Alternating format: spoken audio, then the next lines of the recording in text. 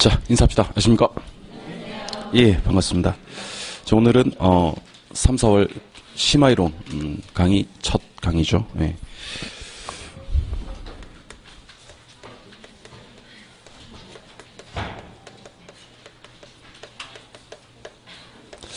자, 부동산학개론. 오늘 처음 보시는 분들은 저는 부동산학개론 강의하는 이종호입니다. 이종호.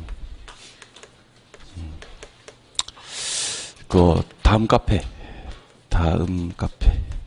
다음에서 그 부동산학개론 이종호 치시면 제 카페 회원가입을 하실 수가 있는데, 그 이번 주에 그 숙제 비슷하게 하나 내어드리면, 제 카페 가입을 하시면 거기 왼쪽에 보시면 그 강의실이 있습니다. 강의실에서 여러 가지 강의들이 올라와 있는데, 거기서 오리엔테이션 강의라고 있습니다. 오리엔테이션. 물론 제 수업을 쭉 들으셨던 분들은 오리엔테이션 강의도 들으셨겠지만, 그 오리엔테이션 강의를 한번 들어보시는 겁니다. 제일 밑 하단부에 있습니다. 가장 하단부에 보시면 강의실 제일 하단부에 오리엔테이션 강의. 요거 1년 동안 공부를 어떻게 해야 되고 어떤 방법으로 공부를 해야 되느냐를 제가 1시간 정도 강의한 내용이 있거든요. 요걸 갖다가 뭐 시간 날 때마다 한 번씩 보시는 것도 괜찮습니다. 공부하시다가 공부 잘 안 되고 그럴 때는 한 번씩 보시고, 요렇게 이제 1년간 계획을 잡아서 공부를 하면 되겠구나 하시면 되고요. 두 번째, 학습 자료실이 있거든요. 자료실에 가셔서, 물론 1월달, 2월달 수업 들으셨던 분들은, 제가 수업 자료 나눠드렸었죠. 그죠? OX 자료. 1월달, 2월달에 나갔던 OX 자료가 최근 10개년 기출문제입니다. 기출문제를 OX로 정리를 했거든요. 요게 총 한 9장 정도 될 거예요. 9장인데, 이게 OX로 단원별로 정리가 돼 있고, 뒤에 정답도 있거든요. 정답도 있는데, 요걸 갖다 우리가 풀어봤었죠. 그죠? 예. 1월달, 2월달 수업할 때 보셨는데, 요게 이제 1월달, 2월달에 수업 듣고 이렇게 끝내는 자료가 아니라, 여러분들이 계속 반복해서 보셔야 될 자료들입니다. 그러니까 만약에 오늘 제가 부동산학 개론 중에서 부동산학 총론 수업을 하면, 집에 가셔서 그 자료를 한 번 더 보시는 겁니다. 그럼 지난달에 볼 때랑 이번 달에 볼 때랑 느낌이 또 다를 거예요. 그리고 이 자료는 예습용으로도 활용을 하시면 좋을 것 같습니다. 오늘 제가 수업이 끝나고 나면 다음 주에는 부동산 경제론, 그러니까 수요 공급 이론이랑 경기 변동 이론 수업을 할 겁니다. 이렇게 얘기를 할 건데, 그러면 수요 공급 이론을 책을 한번 보시고 오면 제일 좋은데, 책을 보시려고 하니까 손이 잘 안 가지 않습니까? 그죠? 예습. 지금 복습도 못하는 마당에 무슨 예습이야 하실 수가 있단 말이죠. 그럴 때는 예습용으로 쭉 한번 기출 지문을 읽고 오시면 정말 놀라운 경험을 하시게 될 겁니다. 수업이 정말 잘 들리거든요. 그러니까 이 자료들이 가지고 계신 분들도 한 번 더 출력해서 풀어보시고, 시간 틈날 때마다 풀어보시고, 그러면 여러분들이 이제 목표로 하는 최소한의 합격 점수는 드릴 수가 있습니다. 그러니까 기출문제 지문 분석만 잘해도 우리 50점, 60점은 그냥 가만히 앉아서 우리가 얻어질 수가 있는 그런, 상당히 좋은 문제들이니까 이런 문제들을 한번 보시는 게 좋을 것 같아요. 그래서 제가 3, 4월 달에 별다른 오리엔테이션 없이 강의를 진행할 테니까 여러분들은 1월 달, 2월 달에 했던 학습 자료와 그다음에 오리엔테이션 강의를 보시고 오시면 좋을 것 같다 하는 생각을 해보시고, 그다음에 혹시 우리 수험생들 중에 작년에 공부를 좀 해보셨다거나 재수강을 하시는 분들이라거나 아니면 1월 달, 2월 달에 공부 어느 정도 되셔서 이제 문제풀이를 빨리 한번 해보고 싶다 하시는 분들은 우리가 2월 달부터 만원의 행복 문제풀이 특강이라고 해서 매주 20문제씩 단원별로 풀어보고 있거든요. 예. 그러니까 지금 전 세계 어디에도 문제풀이를 하는 학원은 없습니다. 문제풀이를 학원. 세계 유일합니다. 우리 학원이에요. 그러니까 세계에서. 원래 문제풀이가 조금 빨라도 5월달, 조금 늦으면 7월달, 8월달에 문제풀이가 진행이 되는데, 지금부터 문제풀이를 같이 병용해서 공부를 하시게 되면요, 상당히 효과가 클 수가 있다는 겁니다. 벌써 우리가 한 달 했거든요. 한 달 했으니까, 만원의 행복 문제풀이 특강, 그것도 계속 반복해서 공부를 하신다면, 아까 말씀드렸듯이 기출문제와 더불어 하신다면, 여러분들이 원하시는 최선의 점수를 얻으실 수가 있다. 만원의 행복 문제풀이는 난이도 상을 거의 빼고요, 중과 하를 집중해서 우리가 다루어 보고 있는 그런 내용들이거든요. 근데 실제로 심장에 들어가시면 난이도 상을 잘 못 맞춘다는 거죠. 그럼 어차피 여러분들한테 시험 점수를 줄 놈은 난이도 중과 하고, 걔네들을 집중 공략해 놓으시면요, 기초가 탄탄한 그런 점수가 형성이 됩니다. 그러니까 지금부터 그렇게 아까 말씀드렸던 기출문제 분석이라든지 만원의 행복 문제풀이 특강이라든지 그런 것들을 병행해 놓으시면 뿌리 깊은 나무가 되는 거죠. 뿌리 깊은 나무. 뿌리 깊은 나무는 바람에 아니멜새가 되는 거죠. 예. 잘 아시네요. 예. 그러니까 모의고사 치면 점수가 출렁이지 않고요, 좀 안정적인 그런 점수들이 나옵니다. 그래서 우리 3월 달에 수업 공부를 처음 시작하시는 분들은 벌써 1, 2월 달에 공부하셨던 분들은 실력이 많이 올라와 있어요. 지금 벌써. 가만히 있어. 예. 예. 실력이 많이 올라와 있습니다. 그래서 3, 4월 달에 수업 처음 들으시는 분들은 1월 달, 2월 달에 공부하신 분들을 따라잡으시려면 조금 더 열심히 하셔야 되지 않겠나. 그런 생각을 해보게 됩니다. 지금 이분들이 지금 실력이 상당합니다. 지금 이제 벌써 이 2달 동안 공부를 엄청 열심히 했어요. 엄청 열심히 해서 실력이 상당한데 3, 4월 달에 처음 이렇게 오시는 분들은 이분들하고 같이 보조를 맞추기 위해서는 이분들보다 한 2배, 3배 정도의 더 노력을 해야 되겠다. 자, 그러면 1월 달, 2월 달 수업을 어떻게 우리가 진행했었냐면요. 책 있는 내용을 다 보진 않았고, 그 중에서 시험에 나올 법한 내용들을 우리가 좀 선별해서 그렇게 봤었습니다. 근데 우리 3, 4월 달 우리 수업의 진행 방법에 대해서 좀 말씀을 드리면, 3, 4월 달은 심화이론입니다. 심화이론. 심화이론. 자, 심화할 때 이 심자, 깊을 심자거든요. 그죠? 예. 그러니까, 큰일 났구나. 나는 뭐 기초도 안 돼 있는데 벌써 심화가 진행되는구나. 이렇게 생각하실 수가 있는데, 심화의 뜻은 뭐 어렵다의 심화라기보다는요, 자세하다고 보시면 되겠습니다. 그러니까 제가 여러분들한테 하는 이론 수업 중에서 가장 자세한 수업이 3, 4월 달 수업이에요. 5월 달, 6월 달에 가면 더 자세해지지 않느냐라고 생각하실 수가 있는데, 5월 달, 6월 달에는 오히려 또 범위를 좀 줄일 겁니다. 범위를 줄여서 시험에 출제 가능성이 있는 내용들 위주로 타진을 해볼 거예요. 그러니까 3, 4월 달 수업이 가장 자세하다. 그러면 왜 자세한 수업을 한번 해보냐면, 우리가 이제 오지선다형 시험 문제 아닙니까? 그죠? 예, 그러다 보면 5개 중에 틀린 걸 찾으라 그러면 하나 틀린 걸 찾아야 되는데, 문제를 풀다 보면 그런 게 있어요. 예, 1번은 맞는 것 같아. 2번도 맞는 것 같고, 3번도 맞는 것 같아. 근데 4번은 처음 보는 지문이라는 거지. 그 5번은 틀린 것 같고. 그럼 답을 5번으로 체크하면 되는데, 4번이 이게 처음 보는 지문이다 보니까 맞는 건지 틀린 건지 정체가 좀 모호한 거지. 근데 이 4번을 실제로 처음 보는 거냐? 아니라는 거지. 교재에 있다는 거지.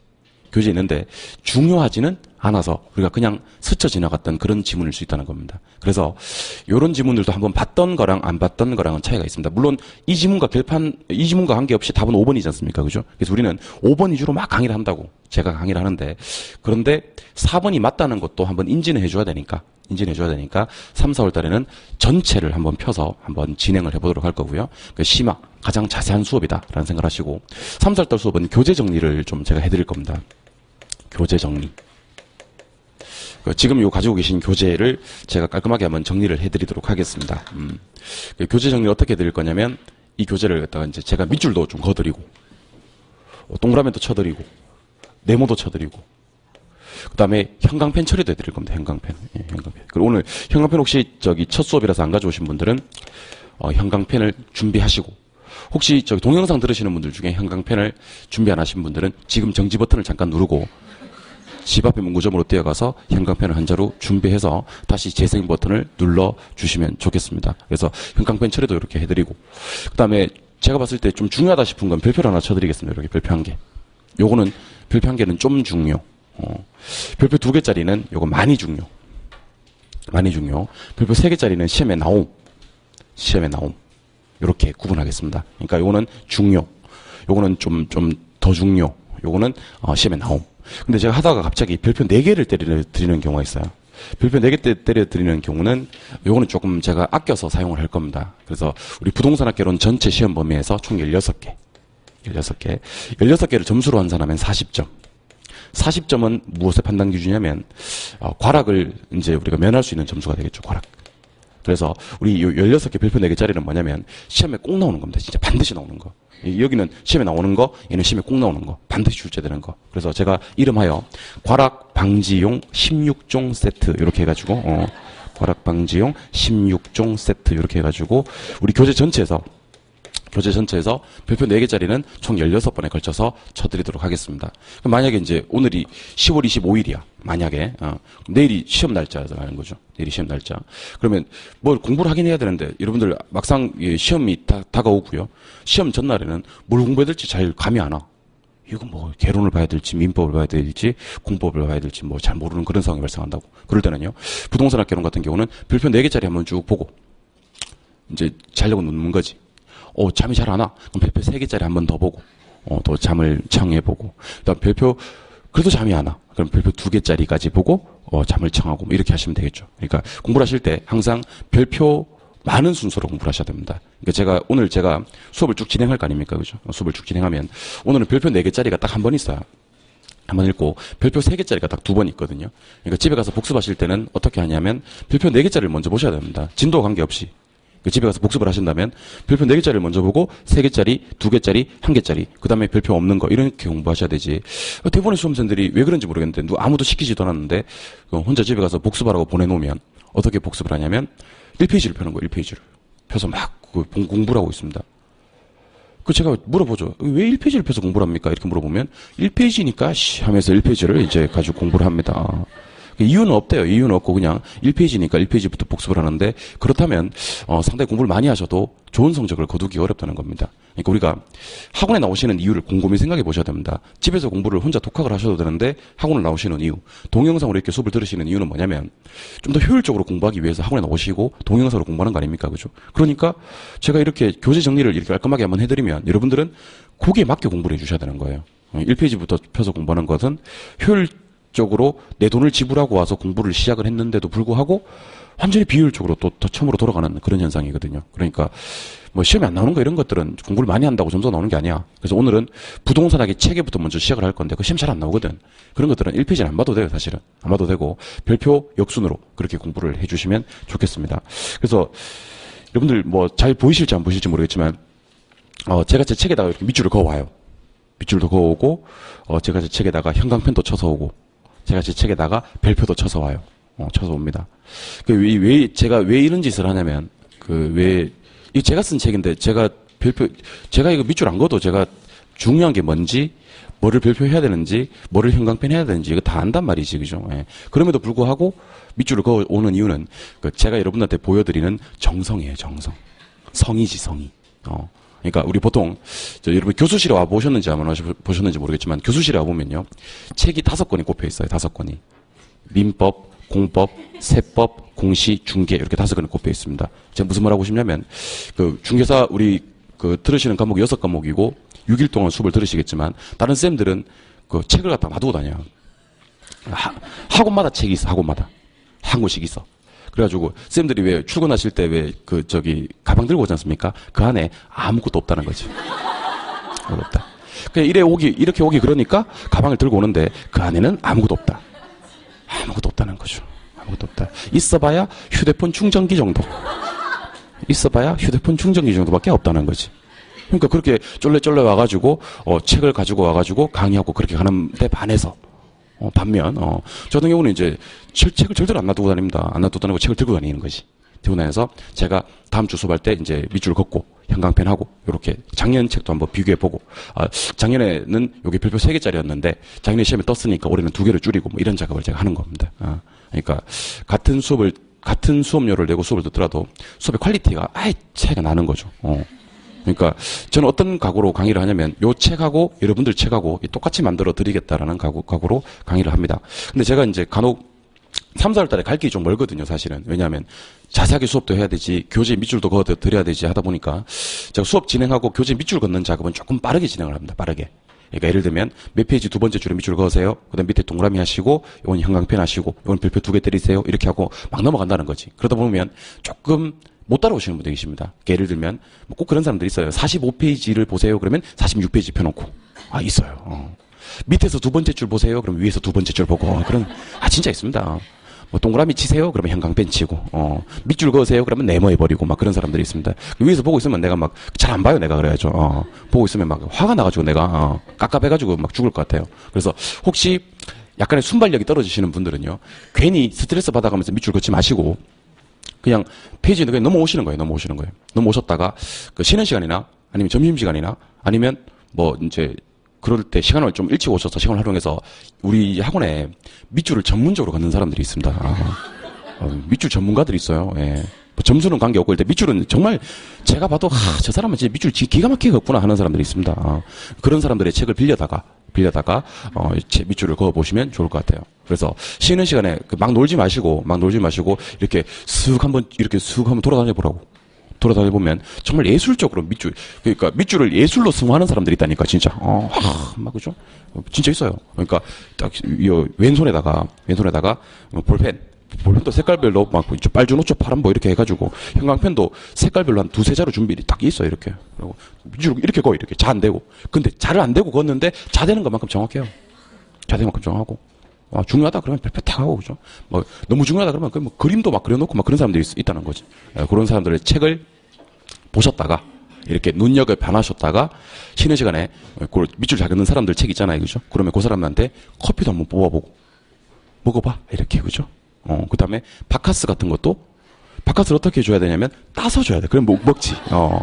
일단, 먹는 게 확인이 됐잖아요? 그러면, 다음 바로 또 하면 속 보이니까 한 2, 3일 뒤에 내가 밑줄을 못 긋어서 그런데 책 좀 빌려줄래? 그러면 빌려주게 돼 있다는 거죠. 이게 참 희한한 게 먹여놓으면 빌려준다는 거. 먹는 게 확인이 되면 반드시 빌려준다는 거. 알겠죠? 예, 그러니까 그 스트레스 받아가면서 못 따라오겠는 분들은 그런 식으로 한번 활용을 해보시면 좋겠다 하는 겁니다. 알겠죠? 예, 그럼 바로 첫 진도 나가도록 하겠습니다. 아마 1월달, 2월달 수업하고는 좀 다를 거예요. 물론 1월달, 2월달 수업에 했던 내용들을 그대로 하겠지만 조금 더 보충을 해서 진행을 할 거다. 자, 그럼 교재를 완전히 덮으셨다가 한 7장 정도를 넘겨보시면, 표지 포함해서 7장 정도를 넘겨보시면 이 책에 목차가 나올 거예요. 목차 한번 보겠습니다. 목차. 자, 목차를 보시면 우리 부동산학 개론이 총 8개 편으로 구성이 되고 있다는 걸 알 수가 있을 거예요. 먼저 1편. 1편은 부동산학 총론인데요. 총론은 옆에다 적어두세요. 한 3문항 정도 출제됩니다. 3개. 근데 요 3개 중에서 우리가 또 중점을 두고 보셔야 될 파트가 있는데 장이 몇 개 있어요? 3개 있죠. 1장, 2장, 3장 있는데 3장에 보시니까 부동산의 특성과 속성이 있죠. 거기다가 별표 내려주셔야 됩니다. 그래서 우리가 1편에서 가장 중점을 두고 다루고 봐야 될 파트는 3장에 있는 부동산의 특성 그리고 속성 요거다. 2편으로 갑니다. 2편에 가시면 부동산 경제론 있습니까? 예. 부동산 경제론은 일단 제목에다가 별표 하나 하고 갈게요. 부동산 경제론은 좀 중요합니다. 문항 수는 한 5문항 정도가 출제가 돼요. 5문항 정도 출제되는데 요것도 장이 몇 개 있어요? 2개 있죠. 뭐랑? 1장에 수요 공급이랑 2장에 경기 변동이 있는데 제가 이거 여기 몇 문제 나온다고 그랬죠? 5개 나온다고 그랬죠? 5개가 거의 다 수요 공급에서 나와요. 1장에 별표를 내려주시기 바랍니다. 경기 변동은 한 문제, 무조건 한 문제예요. 그러니까 이렇게 생각하시면 됩니다. 5문제가 나온다면 경기 변동에서 하나, 수요 공급에서 4개 이런 식으로 생각하시면 되는 겁니다. 그러니까 무게 중심을 철저하게 수요 공급 쪽에 두고 공부를 하셔야 합니다. 알겠죠? 작년 같은 경우는 수요 공급에서만 5개가 나왔습니다. 물론 경기 변동에서 하나 나왔지. 그래서 경제론 6개 나왔는데 그래도 수요 공급에서만 작년에는 5개가 나왔습니다. 그만큼 수요 공급이 중요하다. 예, 오른쪽 페이지. 제3편 부동산 시장론 나옵니까? 얘도 5개. 얘도 5개. 근데 얘도 장이 2개 있습니다. 1장은 부동산 시장론. 한 장 넘기시면 2장은 입지 및 공간 구조론 이렇게 돼 있는데 입지 및 공간 구조론에서 별표를 때려주셔야 됩니다. 2장에. 작년 같은 경우는 입지 및 공간 구조론에서 5문제 다 나왔습니다. 시장에서 한 개 다 나왔어요. 그만큼 입지 및 공간 구조론이 중요할 거다. 내려오실까요? 제4편 부동산 정책. 얘도 5개. 부동산 정책도 5개. 얘도 장이 2개 있네. 1장은 문제, 2장은 정책. 우리는 2장에다가 별표 때려주시기 바랍니다. 2장 부동산 정책에다가 5문제가 싹 다 정책에서 나옵니다. 선생님 그럼 부동산 문제는요? 문제는 안 보셔도 돼요. 그만큼 정책이 중요하다. 오른쪽 페이지 5편 부동산 투자론. 자, 부동산 투자론은 별표를 일단 제목에다 하나 때리고 놓고 시작합니다. 부동산 투자론. 했어요? 예. 얘는 5문제에서 8문제까지 출제가 됩니다. 5개에서 8개까지. 그래서 혹시 여러분들 중에 부동산 학교에서 가장 중요한 파트가 뭡니까? 라고 얘기를 한다면 투자론이 가장 중요합니다. 왜냐하면 문항 수도 작년에 7개 나왔거든요. 그러니까 기본적으로 5개에서 8개까지는 출제가 되고 근데 얘도 장이 3개 있는데 3장에 부동산 투자 분석 있습니까? 거기다 별표를 때려주셔야 됩니다. 그래서 한 7개 정도 나온다면 한 5개 정도가 그 3장에 있는 투자 분석에서 나옵니다. 투자 분석에서. 6편 부동산 금융론이죠. 금융론 5개 나옵니다. 이것도 5개 정도 나오는데 1장보다는 한 장 넘기시면 나오는 2장 부동산 증권론 하는 거 있어요. 거기다 별표 때려주시고 5문제 중에서 거의 서너 문제가 여기서 나옵니다. 증권론에서. 상당히 중요하다. 증권론이. 7편 부동산 개발 관리론 마케팅 하는 거 나오는데 여기서는 한 4문제에서 5문제 정도 출제가 되고 얘는 시험이 골고루 출제가 됩니다. 전 파트에서. 그래서 얘는 뭐 특별한 장이 중요하다고 보기는 좀 어렵겠고 오른쪽 8편 부동산 감정평가론. 감정평가론도 별표 하나 때려놓고 출발합니다. 때려놓고 옆에다가 6문항에서 7문항이라고 쓸게요. 6개에서 7개. 근데 얘는 1장의 감정평가의 기초이론이 있죠. 그거 별표. 2장 건너뛰고 3장에 부동산 가격 공시제도 있습니까? 요거 별표. 요거 별표. 그러니까 제가 방금 감정평가로는 7개에서 6개에서 7개 정도 나온다고 그랬잖아요. 그럼 7문제 나온다고 보고. 요건 정말 만약인데 7개 중에서 감정평가론에서 만약에 4개를 맞췄다. 4개를 맞췄다. 그러면 이 반타작 이상을 한 거잖아요. 그죠? 반타작 이상을 하면 부동산학개론에서는 고득점이 나옵니다. 고득점. 그러니까 감정평가론 7개에서 4개를 맞췄다. 그러면 고득점. 합격 점수가 아니고 고득점. 고득점이란 건 알고 계시겠지만 개론 점수는 충분히 합격 점수를 확보하고 민법에 도움을 줄 수 있는 거지. 그러니까 민법 잘하시는 분이야 상관없는데 민법 못하시는 분들은요. 감정평가론에서 특히 1장하고 3장을 잘 잡아야 됩니다. 왜냐하면 2장도 한 2-3문제 정도 나와요. 근데 2장은 공부한 만큼 점수가 안 나와. 2장은. 내용이 어렵다고. 그러니까 감정평가론을 잘 공략하는 방법은요. 1장하고 3장을 집중 공략하시면 그래서 7개에서 4개 정도 맞춰주시면 부동산학교에서 고득점도 가능하다. 고득점. 뭐 생각만 해도 저거 좋습니까? 민법 50점만 맞아도 합격을 하는 거예요. 야, 민법. 민법 보통 50점 맞잖아. 못 맞구나. 그러면 좀 더 열심히 하는 걸로 합시다. 50점 맞아야 돼. 최소 50점 맞아야 돼. 그러니까 우리 부동산학개론 총 8개 편 중에서 일단 제일 중요한 파트는 투자론입니다. 투자론. 1등, 1등. 두 번째가 방금 했던 감정평가론. 세 번째가 경제론인데 경제론 중에서도 수요공급이론. 수요공급이론. 그래서 우리 부동산학개론의 양대 산맥. 양대 산맥은 투자론과 평가론이고 트로이카. 3종 세트는 투자, 평가, 수요 공급 이 정도로 생각을 하시면 되겠습니다. 네, 그래서 집에 가셔서 목차를 한 번 더 연구를 한번 해보세요. 공부 처음 하시는 분들은 목차에 대한 연구를 일단 선행을 해서 요런 파트들이 중요하구나. 그래서 제가 나중에 다음 주에는 뭐 수업할 겁니다 그랬을 때 그걸 알아들을 수 있어야 됩니다. 그러니까 제가 예를 들면 오늘 수업 마치고 다음 주에는 경제론 수업 들어갑니다. 그리고 수요 공급할 겁니다. 그러면 표정이 어떤 표정이 되면 중량을 하는구나 다음 주에. 다음 주에는 절대로 지각이나 결석을 하면 안 되겠구나. 이런 표정을 지어야 되지. 다음 주에 제가 수요 공급합니다. 수업 마칠 때 그렇게 얘기를 하면 뭐 하든지 말든지 그런 표정을 지으시면 안 된다는 겁니다. 그러니까 목차 정리가 제대로 돼 있어야지만 이게 중요한 수업이고 여기 시험에 많이 나오는 파트고 이런 것들을 알 수가 있습니다. 그래서 목차에 대한 연구는 꼭 한번 해보시고 교재 페이지를 좀 더 넘겨서 페이지 18쪽에 가시면 부동산학의 체계 하고 나오고요. 오른쪽 페이지로 가시면 19쪽에 가로 4번 부동산학의 정의 하는 거 나옵니까? 예. 여기부터 한번 보겠습니다. 부동산학의 정의. 자, 동그라미 1번에 밑줄 한번 그어볼래요? 동그라미 1번. 부동산학은 부동산 활동의 능률화 원리 및 그 응용 기술을 개척하는 종합응용과학이다. 김영진 교수라고 돼 있죠? 밑줄을 쫙 그어버리세요. 전부 다. 밑줄을 쫙 다 그어버리시고 첫 번째 줄 다시 끝에 종합응용과학이라는 표현이 있습니까? 예, 그거 형광펜 해주시기 바랍니다. 형광펜. 이거 지금 어디 하고 있냐면 못 찾는 사람 있다 그랬잖아. 내가 19쪽 19쪽 분명히 못 찾는 사람이 있습니다. 19쪽 하고 있는데 18쪽에 뭔가를 또 밑줄 그으신 분들 18쪽에 밑줄 그은 거 싹 다 지우시고 19쪽에 가로 4번 부동산학의 정의 동그라미 1번 부동산학은 부동산 활동의 능률화 원리 및 그 응용 기술을 개척하는 종합응용과학이다. 김영진 교수까지 밑줄을 하셨고 종합응용과학에다가는 형광펜 하라 그랬습니다. 그리고 종합응용과학 밑에다가 우리 한번 써보세요. 종합응용과학 밑에다가 복합 개념이라고 한번 써보세요. 복합 개념. 복합 개념. 쓰셨나요? 예. 그러고 나서 박스 안으로 한번 들어가 보죠. 박스 안으로. 부동산 활동의 능률화, 원리 및 그 응용 기술. 그런 말이 있죠. 자, 원리 옆에 보니까 무슨 분야라고 돼 있어? 이론. 이론의 동그라미하고. 그 옆에 과학성의 밑줄. 과학성. 응용 기술. 기술 옆에 보니까 뭐라고 돼 있어요? 실무. 실무의 동그라미하고. 그 옆에 기술성의 밑줄. 그리고 그 사이에다가 플러스 표시를 좀 해주시기 바랍니다. 플러스 표시. 그래서 우리 혹시 시험에서 우리 부동산학은 이론이 중시됩니까? 실무가 중시됩니까? 그러면 둘 다 중시된다 해야 돼요. 알겠죠? 다만 이론할 때는 무슨 성? 과학성이라는 게 강조되고 실무할 때는 기술성. 근데 오른쪽에 가시니까 종합응용과학이란 말이 한 번 더 나옵니까? 자, 종합의 동그라미 좀 해볼까? 종합에. 하고 종합 밑에 보니까 우리가 아까 썼던 단어 뭐가 나옵니까? 복합개념. 복합개념이란 것은 여러 가지 측면을 갖다 짬뽕시켰다는 얘기예요. 그 첫 번째 나오는 게 법률적 측면이 있습니까? 법의 동그라미. 두 번째 나오는 건 경제적, 경의 동그라미. 세 번째는 뭐? 기술, 기의 동그라미. 근데 법률하고 경제하고는 형체가 있다 없다? 없어. 눈으로 확인이 불가능해. 그래서 이거를 무형이라고 합니다. 무형의 형광펜. 기술적 측면, 기술의 발달은 우리 눈에 보이는 거거든. 그래서 이거는 형체가 있다. 눈으로 확인도 가능하다. 그러면 이걸 뭐라고 한다? 유형의 형광펜. 아니 그러면 이렇게 한번 해봅시다. 자, 부동산학은 종합을 했다면서요. 종합. 종합했다면서요.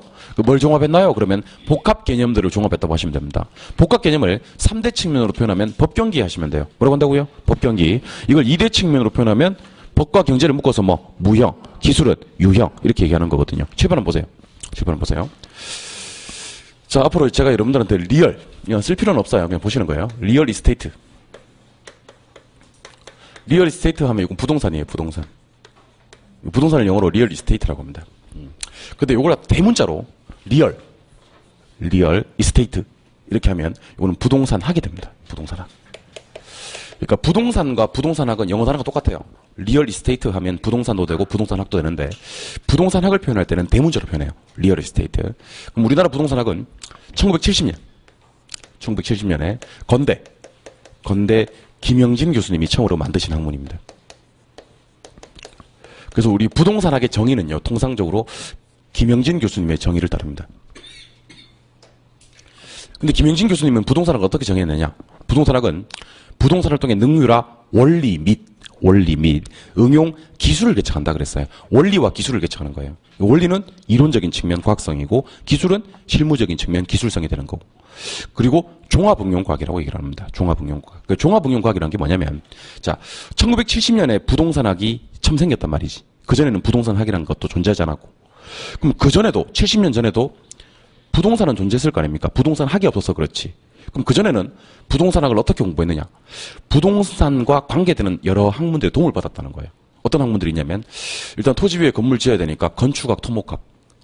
토지 위에 건물 지어서 어쨌든 수익을 내야 되니까 경제학, 경영학. 그 다음에 부동산은 원턴 원하지 않던 법적 규제를 받거든. 공법. 그 다음에 부동산을 매개해서 수많은 사법적인 법률 강의에 맺어지거든. 사법. 이런 것들을 김영진 교수님이 70년에 짬뽕시켜서 만든 학문이 부동산학이라는 것이. 그래서 부동산학을 우리는 종합응용과학이다 이렇게 얘기를 하는 거예요. 종합응용과학. 근데 여기서 제일 중요한 말이 뭐냐? 제일 중요한 말은 종합이란 말이래. 종합이란 말이 가장 중요하다. 그러면 종합은 무슨 개념으로 이해하냐면 복합 개념으로 이해를 하는데 복합 개념 이놈은 3대 측면으로 표현할 수도 있고 2대 측면으로 표현할 수도 있더라는 거예요. 자, 그럼 뭐 칠판 한번 보세요, 이제. 아까 제가 부동산학과 관계되는 학문들의 공법, 사법 이런 거 있다 그랬나요? 관계돼야 안 돼요? 되죠. 그다음에 부동산학과 경제학, 경영학 이런 거 관련이 있어요, 없어요? 있어요. 예. 부동산학은 건축학, 토목학 관련이 있어요, 없어요? 있어요. 이런 것들을 짬뽕시켜서 만든 학문이 부동산학이라는 거예요. 그래서 종합과학이고 복합 개념의 학문이라는 말을 쓰는 것이. 그러면 지금부터 이렇게 얘기하는 거예요. 자, 건축학, 토목학은 부동산학과 관련이 있긴 한데 무슨 측면에서 관련이 있다? 기술적 측면에서 관련이 있다 하시면 돼요. 기술적 측면에서. 물리적 측면 그러게 돼요. 경제 경영학은 부동산학과 관련이 있긴 한데 무슨 측면에서? 경제적 측면에서. 공법, 사법은 부동산학과 관련이 있긴 한데 법률적 측면에서 관련이 있는 거예요. 그래서 앞으로 부동산학은 어떤 것들을 짬뽕시켰나요? 그러면 법경기를 짬뽕시켰습니다. 그러시면 돼요. 법경기를 짬뽕시켰다. 이때 법경을 묶어서 이건 형체가 없다 그래서 무형적 측면 그러고요. 기술은 형체가 있다 그래서 유형적 측면 그래요. 근데 혹시 누가 묻습니다. 혹시 법경기 중에서 제일 중요한 게 뭡니까? 이렇게 물어. 그러면 이게 제일 중요해요. 법경기 중에서 가장 넓게 부동산을 해석하는 게 뭡니까? 그럼 그것도 이거예요. 이거 경제가 가장 중요하고 가장 넓어. 무슨 말이냐면, 자, 여러분들 어떤 부동산, 너무 중요한 거라서 제가 목이 메어오는 겁니다. 아주 중요한 거 수업할 때는 목이 메어오는 것 같아요. 잘 보시고. 자, 법경기 중에서 가장 중요한 게 경제라고 했고, 법경기 중에서 가장 넓게 부동산을 관점에서 보는 것도 경제라고 그랬죠. 이유는, 여러분들이 특정 부동산 개발 사업을 한다고 가정합시다. 개발. 하는데, 법적으로 타당해. 허가도 나고, 타당해. 기술적으로 이 정도 뒷받침은 받을 수가 있어. 그럼 법률적으로 오케이 됐죠? 기술적으로 오케이 됐죠? 근데 수익이 안 생겨, 이 사업이. 그러면 이 사업 해야 안 해요? 안 한다고. 그러니까 우리가 제일 마지막에 따지는 게 경제예요. 따져보고 이게 아니면 안 하는 거예요, 이게 아니면. 그러니까 경제가 가장 넓은 측면에서 가장 중요하게 다루어지는 것이다. 부동산 소유자의 목적은 수익의 극대화니까. 그러면 조금만 더 살펴보죠. 부동산학은 종합응용과학이면 틀림이 없고요. 그다음에 사회학과 구체적 경험과학과 규범과학의 성격을 가지고 있거든요. 그럼 이건 무슨 말이냐? 소개를 해드리겠습니다. 자, 지금부터 하나하나 살펴보도록 할 테니까 7번 보세요. 부동산학은 경제학이다. 그러면 돼, 안 돼? 안 돼요. 부동산학은 경제학이 아니에요. 경제학과 관련이 있는 거지. 경제학은 아니야. 부동산학은 토목학이다. 아니에요. 그 토목학과 관련이 있는 거지. 토목학이라고 말할 수는 없어요. 부동산학은 사법이다. X, 사법과 관련이 있는 거지. 그럼 어떻게 해야 되는데? 이런 것들을 짬뽕시켜야 돼요. 그래서 부동산학은 하나의 학문을 표현하는 단순 과학이다, 아니다? 아니다. 그럼 무슨 과학이다? 종합과학입니다. 두 번째. 그러면 경제학을 우리 부동산학에 적용을 시켜야 되지 않습니까? 그죠? 근데 일반 경제학에서는 공급 곡선이 우상향한다 그래요. 우상향한다. 경제학에서는. 근데 부동산학에 오면요. 물리적 공급 곡선은 우상향이 아니고 수직이다 그래요. 수직. 그러니까 일반 경제 원칙을 부동산에 그대로 적용시키기에는 무리가 있다는 겁니다. 왜냐하면 부동산은 움직이지 않는다는 부동성이 있고 이동이 불가능하다는 성질, 그 다음에 공급이 잘 안 된다 부증성도 있고 감가 안 된다 달아 없어지지 않아서 수명이 길다 영속성도 있고 서울에 있는 30평 토지랑 부산에 있는 30평 토지는 각기 다른 토지 취급받는다 개별성이라는 특성도 있어요. 그래서 부동산만이 가지는 특성들 때문에 일반 이론들을 부동산에 적용시킬 때는 그대로 가져오지 않습니다. 부동산에 맞게 약간의 변화를 줘야 되겠죠? 그래서 부동산학은 순수각이 아니에요. 순수각이 아니라 그대로 가져오는 게 아니고 부동산 실정에 맞게 만다 응용하는 거예요. 세 번째. 자, 우리 아까 부동산학교는 목차 봤어요? 안 봤어요? 목차 봤잖아요? 그 제가 목차를 한번 공부해보자 그랬잖아. 목차에 어떤 게 있었냐면 투자, 금융, 경제, 시장, 정책, 평가 뭐 이런 거 있었습니다. 그럼 제가 목차에 없는 것들을 소개해드릴게요. 태풍, 홍수, 지진, 해일 이런 것들은 우리 부동산학교론의 목차가 없었습니다. 그 제가 무슨 말 하고 싶냐면 부동산학은 부동산 자체의 자연적 움직임을 다루는 자연과학이 아니라는 겁니다. 그러면 인간과 부동산의 관계를 다루는 사회학의 성격을 가지고 있습니다. 사회학. 자연과학 아니고 사회학입니다. 네 번째. 자, 부동산학은요, 우리 구한말에 우리가 뭐 박지원, 박재가 이런 학자들이 연구했던 학문이 실학이거든요, 실학. 그러니까 그 전에 우리가 유학 조선 시대, 조선 500년 동안 우리가 유행했던 유학이라는 학문은요, 자꾸 뜬구름 잡는 학문이라는 거죠. 인간 생활에 구체적으로 써먹을 수는 없는 학문들이라는 겁니다. 그 부동산학도 마찬가지로 이 추상적으로 이렇게 뜬구름 잡는 학문이어서는 안 되고 인간이 경험했던 것을 학문으로 표시해서 구체적으로 인간 생활에 써먹을 수 있는 학문이어야 된다는 거지. 그래서 절대로 부동산학은 추상적인 학문이 되어서는 안 돼요. 무슨 학문이어야 된다? 구체적인 학문이어야 된다는 거지. 알겠죠? 예. 그 다음에 부동산학은 규범과학의 성격도 가지고 있고요. 규범. 규범은 왜 이렇지? 아까 법 규제가 상당히 많다 그랬습니다. 그죠? 그래서 규범, 법 규제를 많이 받는다. 규범적인 성격을 가지고 있고 규범은 반대말을 몰라도 돼요. 그래서 자격시험 공부하는 첫 번째 방법은 이런 방법이 좋습니다. 이런 얘기도 제가 오리엔테이션 시간에는 했는데 나대입법 B, 나대입법 B.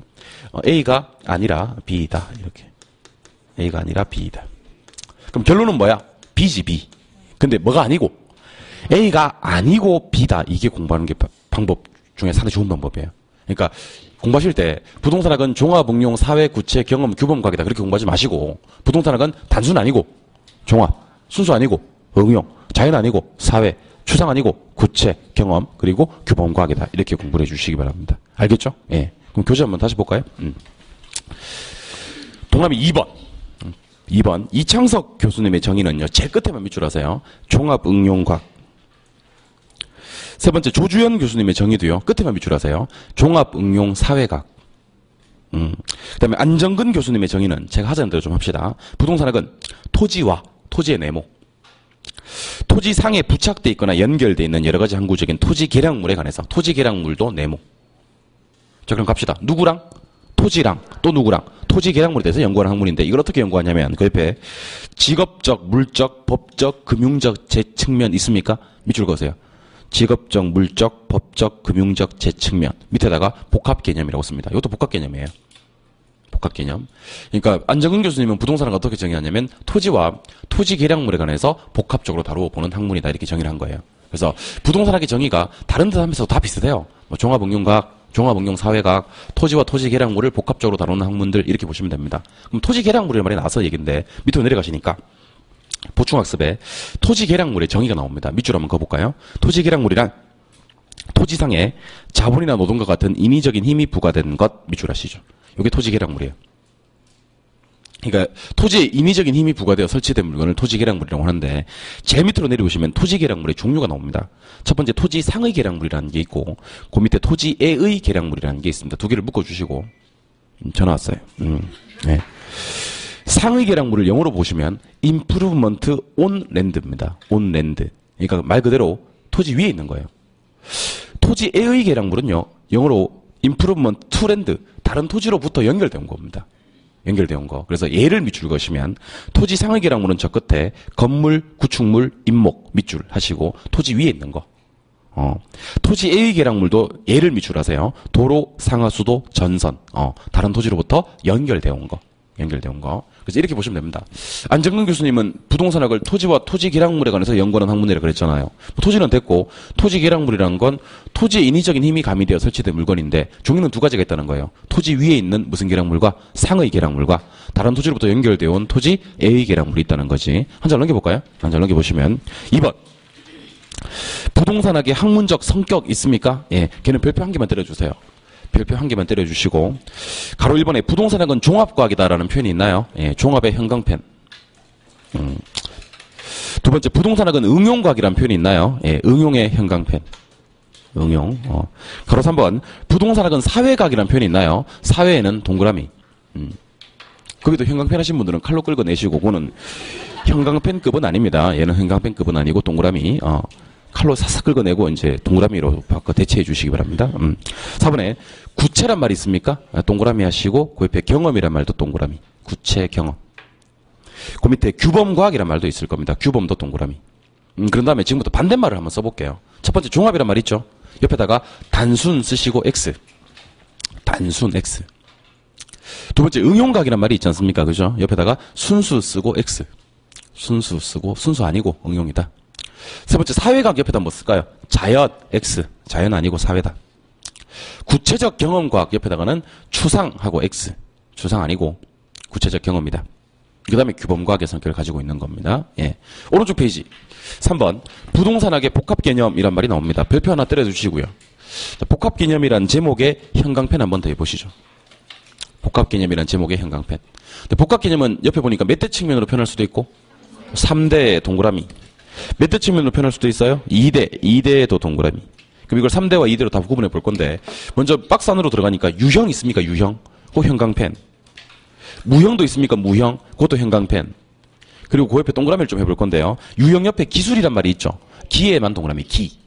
기만 동그라미 하시고 그 옆에 물리적이란 말에 네모를 빵 치세요. 기술적 개념, 물리적 개념 같은 말입니다. 그 밑에 경 동그라미. 경.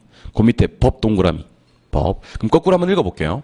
복합 개념을 3대 측면으로 표현하면 뭐고? 법경계고 이걸 2대 측면으로 표현하면 법과 경제를 묶어서 무형, 기술을 유형이라고 하는데 기술적을 물리적 개념이라고 해도 괜찮습니다. 예. 제일 밑으로 내려오시면 가로 3번하고 가로 4번하고 묶어주시고 요거는 뒤에 가서 한 번 더 등장을 하니까 가로 3번, 가로 4번은 뒤에 가서 볼 거고 문제 한번 보겠습니다. 그 밑에 길잡이 문제. 부동산학에 대한 설명 중 가장 틀린 것을 찾아라 그랬습니다. 자, 우리 처음 공부하시는 분들도요. 이 중간중간에 문제가 나오면 한번 문제를 읽어보시는 게 좋습니다. 자, 제 말을 잘 들으셔야 됩니다. 문제를 풀어보라고 하지 않았고요. 문제를 읽어보는 게 좋다 그랬습니다. 문제를 읽어보라는 것은 문제가 나오잖아. 1, 2, 3, 4, 5를 보고 그 다음에 정답을 바로 보는 거야. 지금 정답 바로 봐도 되나? 예, 괜찮아요. 괜찮아요. 정답 바로 봅시다. 틀린 걸 찾아라 그래. 답 몇 번? 4번. 그럼 4번이 틀렸겠네? 아니 정답이 4번 나와 있잖아 지금. 예, 그럼 4번 읽을게요. 부동산학은 토지와 건물을 대상으로 하는 탐구라는 점에서 우주와 지구의 기부 논리를 탐구하는 물리학이나 지구과학과 같은 순수과학이라고 할 수 있다. OX, X. 부동산은 순수과학이 아니라 뭐죠? 응용과학이죠. 그래서 답은 4번이 되는 겁니다. 그러니까 여러분들 우리가 이론을 완성해 가는 과정에는요. 이론을 완성해 가는 과정은 이렇게 조선시대 선비처럼 책만 이렇게 읽어서는 안 돼. 이론을 완성해가는 과정에서는. 그럼 중간중간에 기출문제라든지 문제들이 나오면 문제를 풀어보는 거지. 근데 문제를 풀어볼 필요는 없고요. 아, 문제가 이런 식으로 나오는구나라고 알고 책을 보시면요. 정말 책이 잘 빠진다는 거지. 그다음부터는 제가 별표를 치면, 아, 맞아. 이건 별표 들어와야 되겠네, 이거는. 제가 별표 2개 치면 2개 치는 게 마땅하네. 별표 4개 치면 무조건 4개 쳐야 되겠네. 이런 생각이 드는 거지. 그리고 제가 이걸 중요하다고 하면 왜 중요하다고 하는지 그때 알게 되는 거지. 문제들을 갖다가 푼다고 생각하시면 안 되고 문제를 읽는다고 생각하시기 바랍니다. 아, 이런 문제들이 나오고 답은 이거고 이 부분이 이렇게 틀리게 나올 수 있겠구나라는 생각을 하시고 공부를 하시면요. 이게 정말 수업이 잘 들립니다. 놀라운 경험을 하실 겁니다. 놀라운 거. 근데 자꾸 놀라운 경험이라고 하니까 약장사 같기도 한데 이게 진짜 정말 놀라운 효과를 보실 수가 있습니다. 좀 말로 표현하기가 힘들어 효과를 볼 수 있습니다. 한 장 넘기십니다. 넘기시면 4번에 부동산학의 접근 방법이다라는 표현이 나올 겁니다. 찾았습니까? 예. 접근 방법이란 제목에다가 네모를 빵 치세요. 네모 빵 치고 7번 한번 보시죠. 지금부터 저랑 부동산학을 접근하는 방법에 대해서 소개를 좀 해드릴 건데요. 이거는 가볍게 한번 보세요. 접근 방법은 분산식 접근이라는 게 있고요. 분산. 중점식 접근이라는 게 있고요. 종합식 접근이라는 게 있고요. 법제도적 접근이라는 게 있고요. 의사결정 접근이라는 게 있고요. 행태과학적 접근이라는 게 있고 그래요. 뭐 이걸 다 외우실 필요도 없고 다 공부하실 필요도 없는데 그냥 3, 4월 수업이니까 자세하게 보는 수업이니까 한 번만 제가 소개를 해드릴게요. 분산식 접근은 어떻게 접근하는 거냐면 좀 정신없이 접근하는 거예요. 부동산을 접근할 때 개별적이고 부분적으로 접근하는 방식입니다. 그러니까 학문별로 접근하는 방식을 말합니다. 중점식 접근은 법경기하고 3대 측면이 있었잖아요. 그 3개 중에서 특정 측면에만 중점을 두는 거예요. 나는 법경기 중에서 법률적에 좀 중점을 두고 갈래. 나는 경제적에 좀 중점을 두고 갈래. 그 위에 거랑 차이점은 뭐냐면 위에 거는 학문별로 접근하는 거예요. 학문별로. 개별적으로, 부분적으로.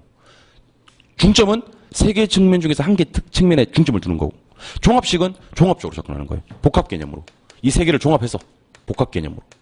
복합 개념으로 접근한다는 걸 영어로 시스템화 한다 그래요. 시스템으로 접근하는 거예요. 근데 김영진 교수님과 그의 제자들은 종합식으로 접근을 했어요. 그래서 우리나라 부동산학 이론을 40년 만에 단기간에 정착을 시켰습니다. 그래서 우리나라 부동산학 이론을 단기에 정착시키는데 크게 기한 접근 방법이 종합식이고 이 중에서 굳이 공부한다면 종합식 정도만 공부하시면 돼요.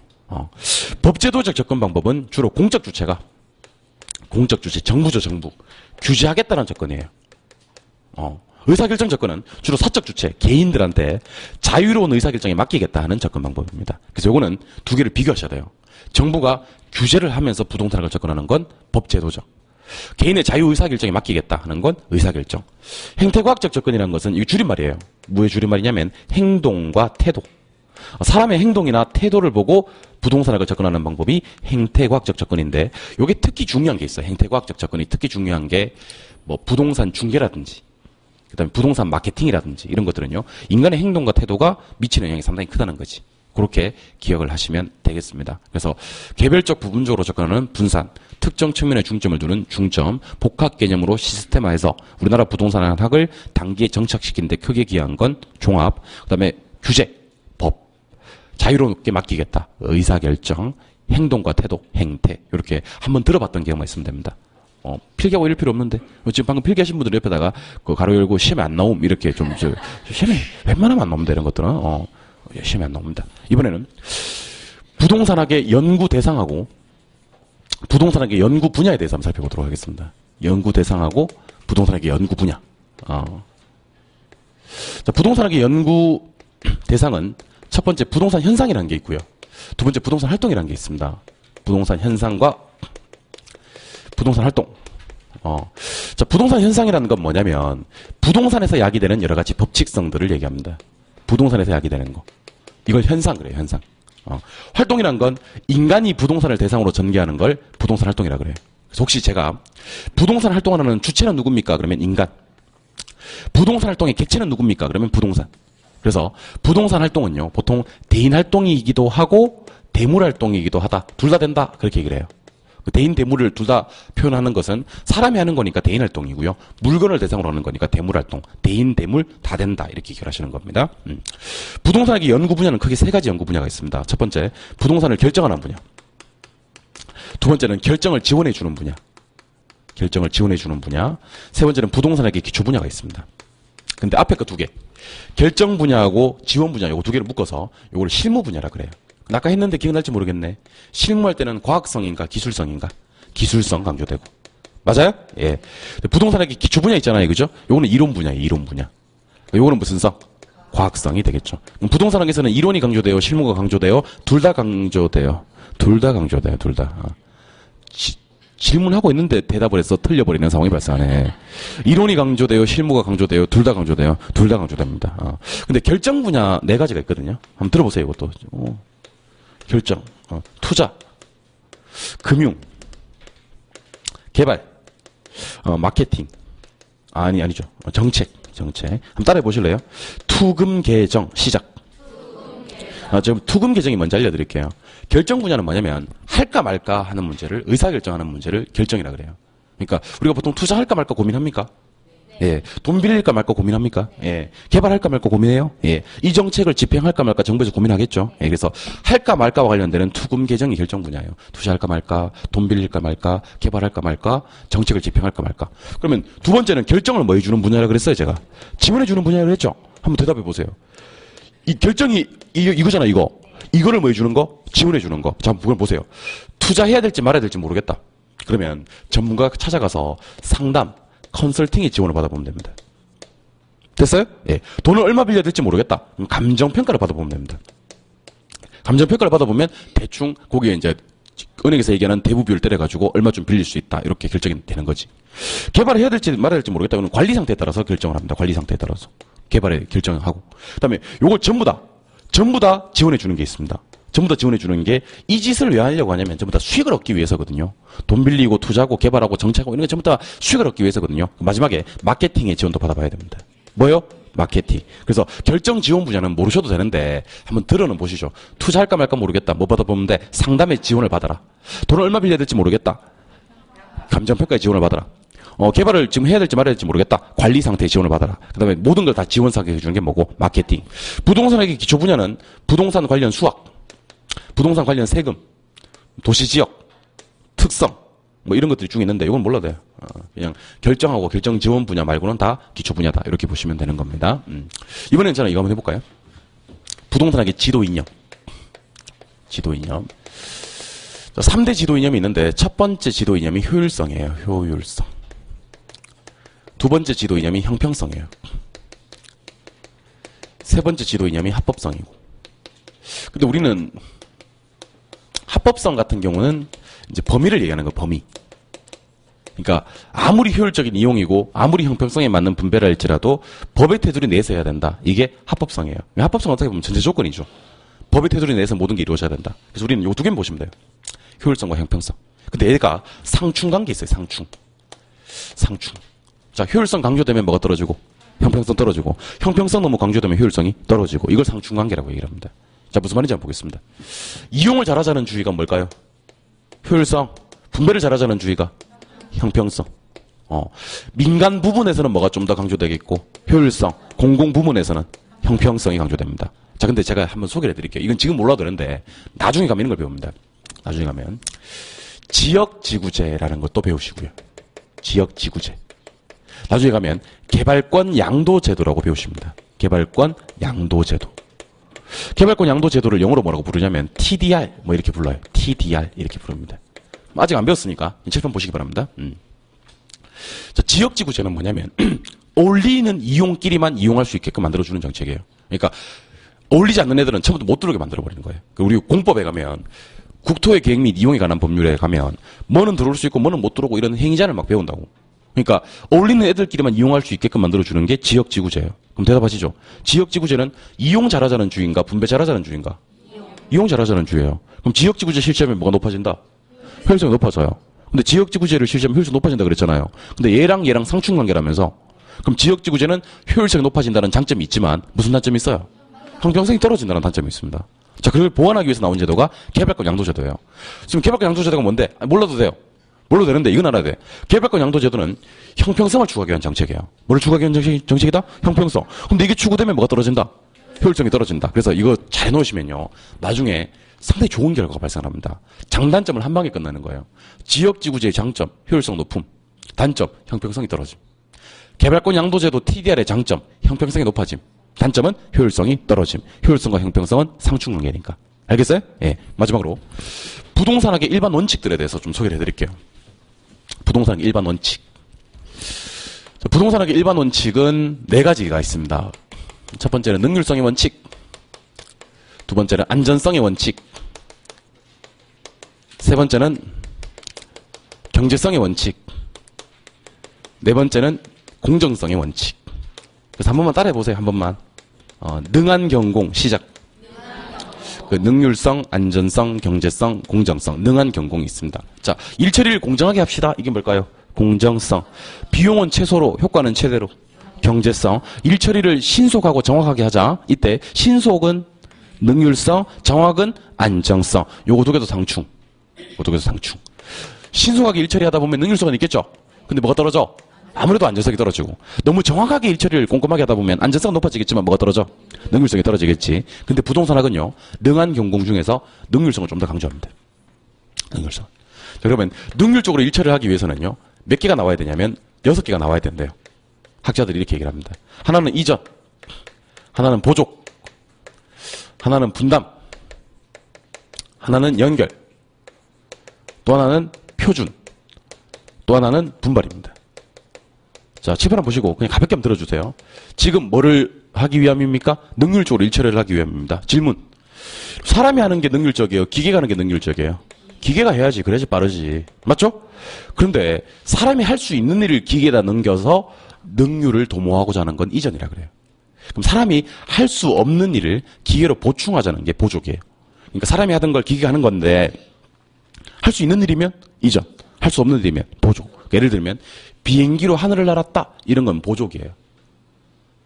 모르는 것 같은데 사람이 하늘을 날 수가 없잖아. 그러니까 비행기로 하늘을 날았다 이건 보족이고 사람이 밭을 갈다가 기계로 밭을 갈았다 이거는 이전이에요. 사람이 밭을 갈 수가 있는데 기계가 하는 게 좀 더 효율적이니까 능률적이니까 이번에는 일처리를 분업화하자는 겁니다. 분업화. 그럼 일처리가 빨라지는 거죠. 왜냐하면 분업화하면 내가 맡은 업무에 대해서는 자꾸 계속 같은 업무를 하다 보면 전문가가 된다는 거지. 그러면 분업화된 업무가 유기적으로 시스템적으로 잘 연결이 되자 이게 연결이에요. 그다음에 표준. 표준은 업무 처리할 때 여러분들 서식이 표준화되어 있으면 참 좋아요. 서식이 표준화되어 있으면 능률적으로 일처리를 할 수가 있다. 이게 표준. 그럼 일처리를 할 때 좀 적극적으로 하자. 적극적으로. 해도 그만 안 해도 그만 하지 말고 좀 적극적으로 일처리를 하자. 이게 분발에 올립니다. 분발. 분발하세요 하는 겁니다. 적극적으로 하자. 그래서 능률적으로 일처리를 하기 위한 6가지 원칙. 사람이 할 수 있는 것도 기계에다 넘겨보자. 이 점. 사람이 할 수 없는 건 당연히 기계가 해야 되지 않겠느냐. 보조. 일처리를 분업화하자. 분담. 분업화된 작업 과정이 유기적으로 잘 연결돼야 된다. 연결. 서식 등이 표준화될 것. 표준. 적극적으로 하자. 분발. 뭐 그런 식입니다. 예, 교재 한번 볼게요. 자, 교재 보시면 22쪽에 부동산에게 접근 방법에서 우리 접근 방법에 네모를 쳤습니까? 예. 거기 안 볼 거고 오른쪽 페이지로 갈 거예요. 오른쪽 페이지. 오른쪽 페이지 딱 중간에 보면 박스 하나 나오고 제목에 부동산에게 접근 방법 나옵니까? 예. 1번에 분산식 접근이란 말이 나올 텐데요. 첫 번째 줄 중간에 밑줄 그으세요. 중간에. 끝부분이네. 끝부분에 밑줄 그으세요. 개별적, 부분적. 개별적, 부분적. 이런 개별적, 부분적으로 접근하는 거예요. 중점식은 바로 밑줄 그으세요. 특정 측면에만 중점. 종합식은 형광펜 합시다. 복합 개념 형광펜. 그 옆에 시스템 형광펜. 그 옆에 단기 정착 형광펜. 우리나라 부동산학을 단기에 정착시켰어요. 그 밑에 4번, 5번 두 개 묶어주시고요. 4번에 법제도적 접근은 밑줄 합니다. 공적 주체의 개입. 의사결정 접근은요. 사적 주체의 자유의사결정. 밑줄 하세요. 행태과학적 접근은 저 끝에 가로 안에 있는 거 밑줄 그으세요. 경영, 마케팅, 중개. 현상학적 접근은 됐습니다. 5번으로 갑니다. 부동산학의 연구 대상과 연구 분야인데 가로 1번에 부동산학의 연구 대상 있습니까? 예, 연구 대상. 연구 대상은 첫 번째 나오는 게 부동산 뭐죠? 현상이라는 글자만 네모를 빵 치고 밑줄 그으세요. 밑에. 부동산으로부터 야기되는 여러 가지 법칙성 밑줄 하시고 부동산이라는 글자에 동그라미 한번 칩니다. 현상은 부동산에서 야기되는 거. 부동산 동그라미. 한 장 넘기시면 이번에 부동산 활동이라는 말이 나옵니다. 활동이라는 글자 또 네모 빵 치고 밑줄 합니다. 인간이 부동산을 대상으로 전개하는 관리적 측면에서 여러 가지 행위 밑줄 하시고 인간이란 글자에 동그라미를 좀 해볼까요? 그러니까 위에다 쓰세요. 주체 하나 더 쓰세요. 대인. 그러니까 사람이 하는 거니까 이거는 주체가 되고 대인 활동이 됩니다. 그 옆에 부동산이란 말이 또 옆에 있습니까? 그럼 똑같이 한번 해봅니다. 부동산 동그라미 하시고 위에다가 객체 그리고 대물 이건 대물 활동입니다. 내려오시면 표가 하나 나올 거예요. 표 왼쪽에 부동산 뭐가 있고 현상, 표 오른쪽에 부동산 활동이 있죠. 표 찾았어요? 예. 활동의 동그라미 2번에 기역, 니은, 디귿을 묶어주세요. 활동의 동그라미 니은. 동그라미 2번에 기역, 니은, 디귿. 자, 부동산 활동을 하는 주체 한번 해볼까요? 정부나 지자체나 공사는 무슨 주체? 공적 주체 1섹터. 개인이나 기업 조합은 무슨 주체? 사적 주체 2섹터. 같이 사업 진행하면 제3섹터 이렇게 얘기를 합니다. 섹터로 구분하세요. 공적 주체는 1섹터고요. 사적 주체는 2섹터고요. 같이 하면 3섹터예요. 예. 내려오셔서 가로 2번에 부동산학의 연구 분야 하는 거 나옵니까? 예, 얘는 표 안으로 들어가세요. 표 안으로. 들어가서 표 안에 동그라미 1번 읽어볼게요. 부동산 무슨 분야? 결정. 결정에 동그라미 하고 밑에 4개 묶어주신 다음에 투금 계정만 동그라미 하세요. 투금 계정. 결정은 투금 계정 4가지가 있어요. 두 번째, 결정을 지원하는 분야. 지원이라는 글자에 동그라미를 하고 이것도 4개만 묶어주세요. 상담, 평가, 관리, 마케팅 등 5개네요. 묶어주시고. 세 번째, 부동산학의 기초 분야. 기초란 말에 동그라미 하시고 얘는 묶지도 마세요. 그냥 이런 게 있다. 오른쪽 페이지로 갑니다. 6번, 부동산학의 지도 이념 하고 나옵니까? 예. 첫 번째 나오는 게 무슨 성이에요? 효율성. 효율성에 네모 좀 칠까요? 제목에다가. 그리고 그 옆에 이용적인 측면이란 말이 있어요. 옆에 이용 동그라미. 그 옆에 민간 부분이란 말이 있습니까? 그거는 형광펜. 민간 부분. 형광펜. 그리고 동그라미 3번 내려가셔서 두 번째 줄에 가보세요. 3번 두 번째 줄에 가시니까 딱 중간에 지역지구제라고 보이세요? 그거 형광펜. 지역지구제. 그리고 한 장 넘겨보십니다. 넘겨보시면 가로 2번에 형평성. 이것도 똑같이 할 거예요. 형평성에 네모를 빵 치고 그 옆에 분배란 말에 동그라미를 좀 치고 그 옆에 공공부문 그거 형광펜 딱 하고 그리고 얘도 동그라미 3번 두 번째 줄. 동그라미 3번 두 번째 줄에 가시니까 개발권 양도제도 있습니까? 그거 형광펜 하고 형광펜하고 밑에다가 TDR이라고 적어둡니다. TDR. 개발권 양도제도 TDR. TDR. 세 번째 나오는 게 합법성인데요. 합법성은 그냥 네모만 치세요. 예. 그리고 그 옆에 부동산 활동의 범위라는 표현이 있을 거예요. 범위라는 글자만 동그라미를 하세요. 효율성과 형평성을 비교하는 게 중요합니다. 밑에 부동산학의 지도 이념, 효율성, 형평성, 합법성 박스 안에 한 번 더 나오죠. 3개 묶어두시고 그거 한번 읽어보세요. 오른쪽 페이지로 갑니다. 7번. 부동산 활동의 속성이 나오네요. 먼저 가로 1번에 제목에 밑줄 합니다. 과학성 및 기술성 밑줄 하시고 과학성 옆에 뭐라고 돼 있어요? 이론 동그라미. 기술성 밑에 뭐예요? 실무 동그라미. 우리 부동산학은 이론 실무 다 강조됩니다. 예. 가로 2번. 사익성 및 사회성 공공성인데 동그라미 2번으로 가서 사회성 공공성이라는 글자 네모 치세요. 그리고 그 옆에다가 토지 공개념이라고 한번 써보세요. 토지 공개념. 사회성 공공성이라는 것은 사익보다는 공익을 강조한다는 주의예요. 근데 공익을 왜 강조하느냐? 두 줄 내려오셔서 부증성이라는 글자에 동그라미를 합니다. 부증성. 그래서 공부하실 때 이렇게 공부하시는 겁니다. 토지는 부증성 때문에 증가되질 않아. 부족하다고. 그러면 개인의 사유재산이지만 개인 마음대로 못 쓰게 해요. 정부가 개입을 한다. 공익을 강조하면서 그걸 뭐 사회성, 공공성, 토지 공개념 그렇게 하는 겁니다. 제일 밑으로 내려오시니까 가로 3번에 전문성이란 말이 있고 기억의 1차 수준의 전문성은 스스로라는 단어 찾아서 동그라미. 스스로. 하나 넘기시면 2차 수준의 전문성은 부동산을 일상 업무로 다루는 사람이다. 그런 말이 있습니다. 업무란 말에 동그라미. 3차 수준은요. 전문가란 표현이 있을 겁니다. 전문가 동그라미. 그러면 여러분 잘 보세요. 그 부동산 활동의 전문성은 세 가지가 있거든요. 1차 수준, 2차 수준, 3차 수준이 있는데 잘 보세요.